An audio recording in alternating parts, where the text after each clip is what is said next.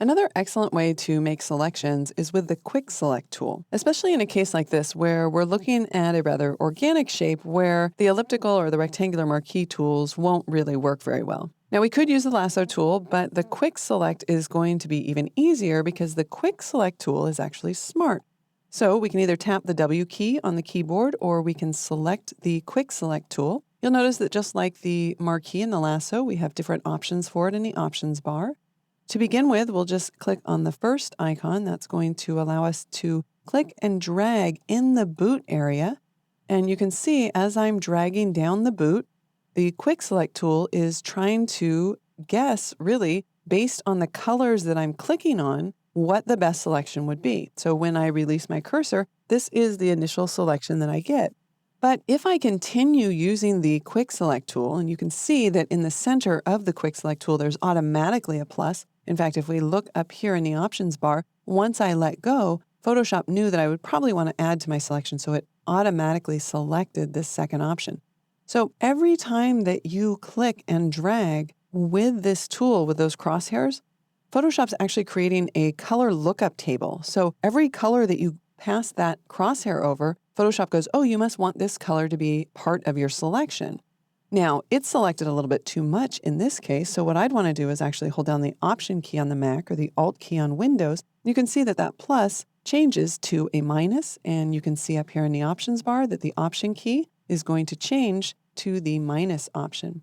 So now I'm going to click and drag through this area in order to remove it from the selection. I'll click and drag here, and I'll click and drag right down here, but Photoshop may or may not be able to make a great selection there. Let's go ahead and zoom in. I'll use Command plus or Control plus on Windows, hold down the space bar and just scoot up my image.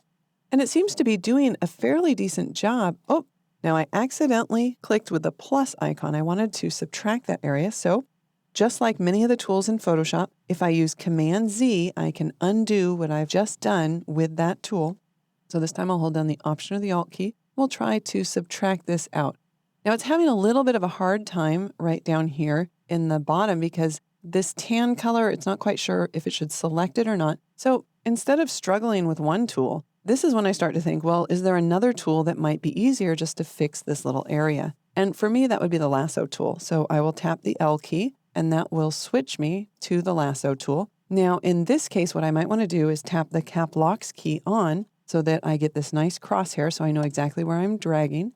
And I want to add this area to my selection. So you don't have to start exactly in this little area right here. In fact, let me zoom in, maybe even one more time. You don't have to start like right here where those marching ants are. Because I'm adding to my selection and all of this is already selected, if I click on the Add icon or hold down the Shift key, I can click anywhere in here and it doesn't affect anything because this area is already selected.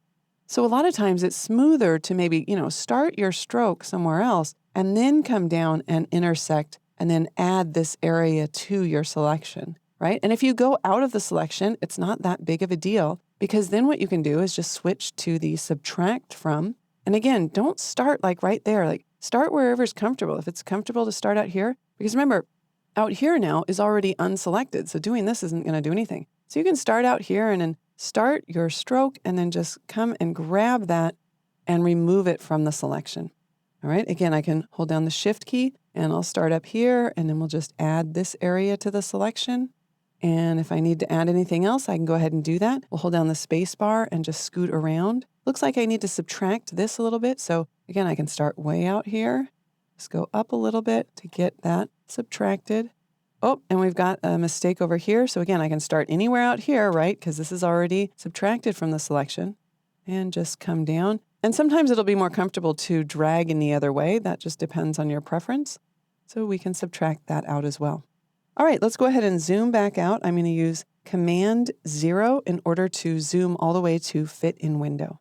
So now that I have a good selection, I might want to still refine it just a little bit. And I can do that by using the Refine Edge tool.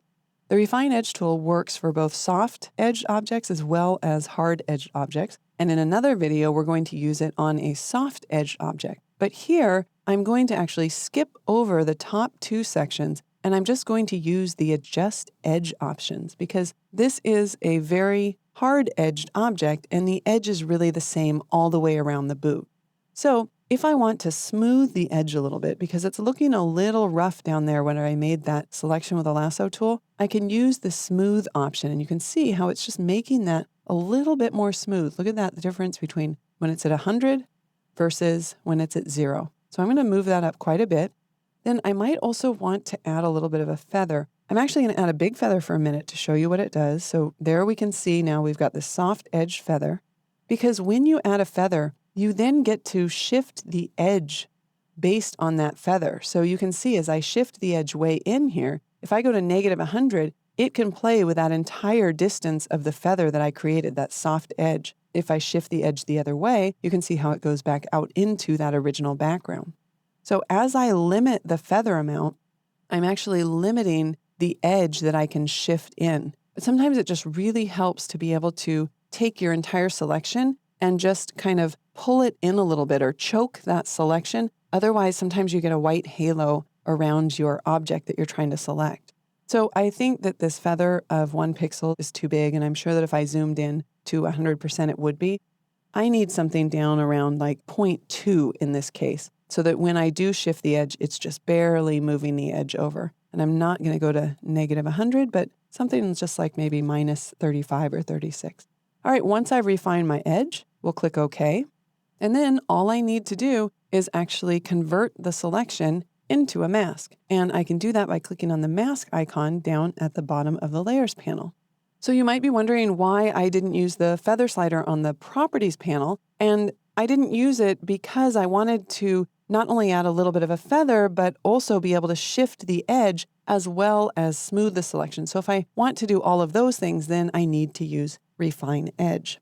So as easy as that, I can remove the background from this boot, and then I could take this boot and transfer it, maybe use it in a different image, or it might be set the way it is if I wanted to, say, print this in a product catalog.